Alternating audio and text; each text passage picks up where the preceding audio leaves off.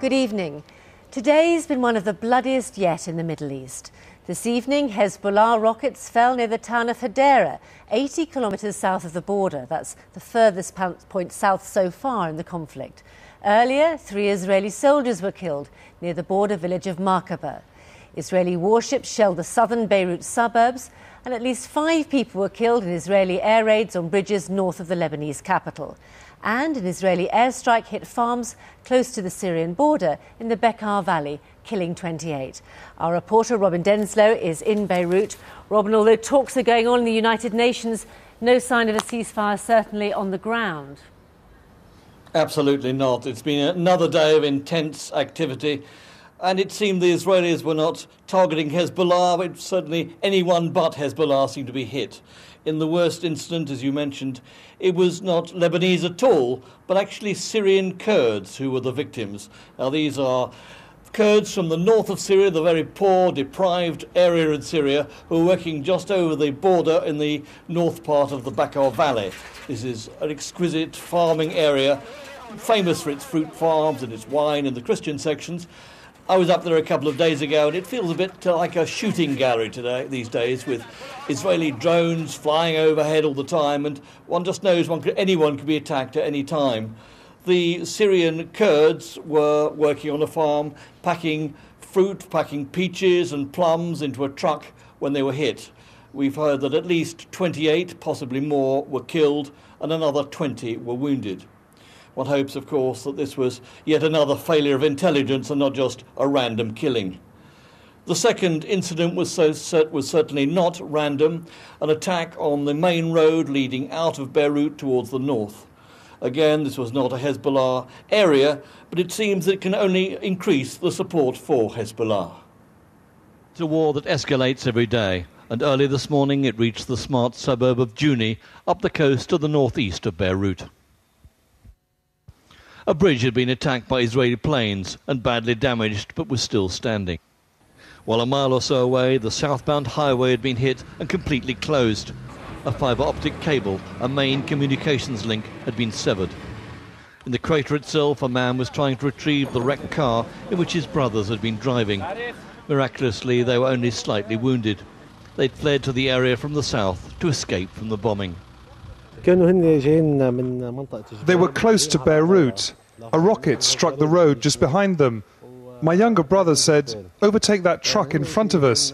Then another rocket struck their car and concrete from the bridge fell all over the car. This was not an attack on Hezbollah, it was an attack on the infrastructure of Lebanon. This is the main road north from Beirut to Tripoli, and this is a Christian area. So what had the Israelis achieved, apart from isolating Beirut yet further? I asked a group of Christian onlookers for their reaction. We should to support Hezbollah now. We should to. So as a Christian, you're saying you should support Hezbollah? Yes, of course. Did you ever think you'd be saying that? Because Hezbollah, they doesn't fight with the Israeli only for the Muslim people. They fight for Lebanon. So even Christians are now supporting Hezbollah? Sure. The Hezbollah, they are Lebanese defense in Lebanon. They are defending not just like Muslims. They are defending the Christians. They are Muslims. They everything in it. Today's attack caused anger in the wider Christian Catholic community. The Bishop of Beirut is, of course, no supporter of Hezbollah's ideology, but acknowledged their role within Lebanon. My people has accepted Hezbollah to make resistance inside the territories of Lebanon. That's what agreed, not outside. We have to be in solidarity with them. You see and we stop the war, and and after that things will come.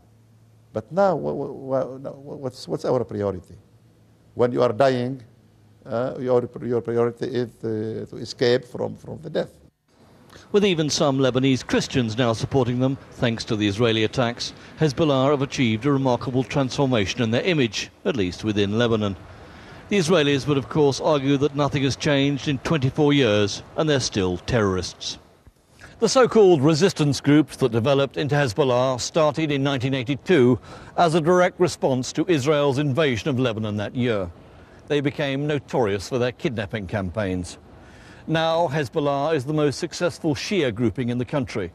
It has 13 MPs and 2 ministers in the parliament there, and its popularity grows with every day that the war continues.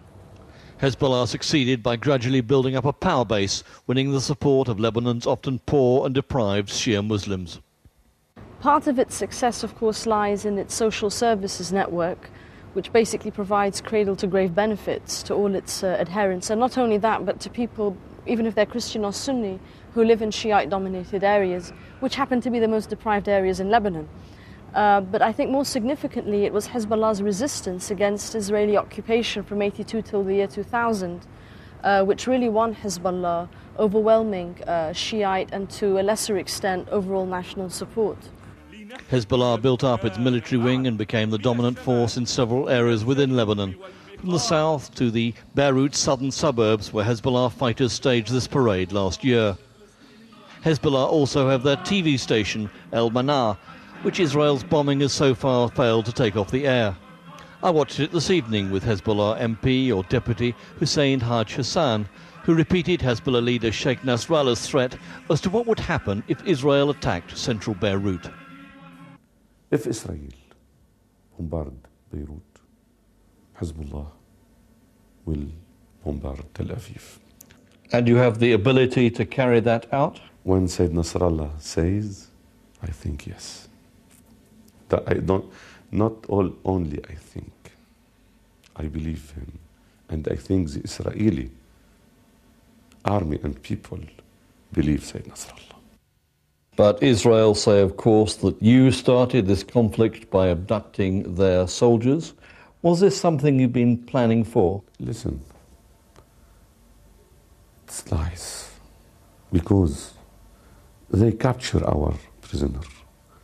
And we capture their prisoner to make a change.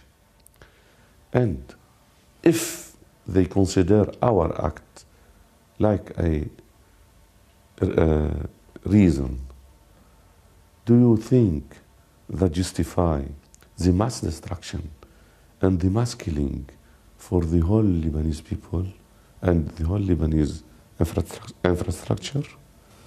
This evening, much of Beirut was deserted.